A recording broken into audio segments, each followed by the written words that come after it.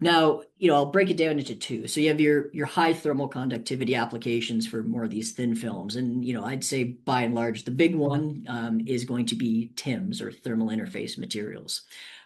So of course, any type of electronic introducing, or I should say generating heat, we have to have a way of dissipating that, or efficiently removing that from those potentially sensitive components.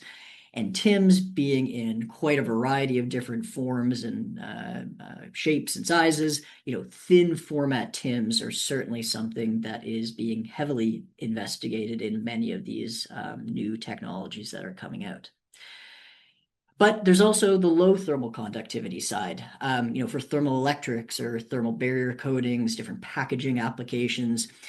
There are certain scenarios where you're actually looking to more insulate certain systems. Maybe it's for protection, or again, maybe that's your performance metric. You're targeting lower conductivity as your kind of ideal situation. So you can see both. So the high and the low K materials in thin film formats have different use cases depending on what situation we're in. On the Trident system, there are a few different approaches that we'll look at here today. First one being with the Flex Transient Plane Source, or TPS. So the TPS, you can kind of see a picture of it here. This is a very thin, flexible, double-sided sensor design. But specifically, we're going to be looking at the thin films utility. So some of the testing that was done, again, using the TPS thin film setup. So here you can kind of see what the kind of half of what that setup looks like. Your metal kind of conductive backing, the sensor, and you can see the top sample placed over top. Another example data set that was looked at here. So comparing two different materials, a neat GDL versus an MPL plus PTFE sample. So you can kind of see how they compared in terms of material selection for the system use case.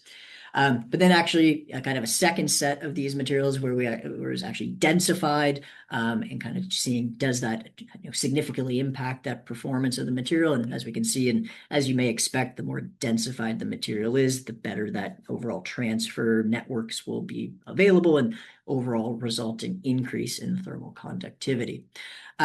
But being said, these different sample types, being thin films, but in different application spaces, some different capabilities there with our thin films on TPS. Simplifying thermal conductivity.